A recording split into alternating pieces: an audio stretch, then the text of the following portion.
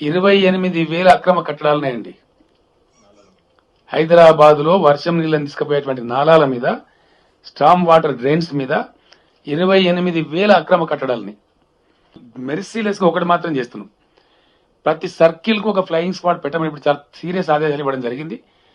హైదరాబాద్ లో అక్రమ కట్టడం కడితే నిర్దాక్షిణ్యంగా కూల్చివేస్తాం.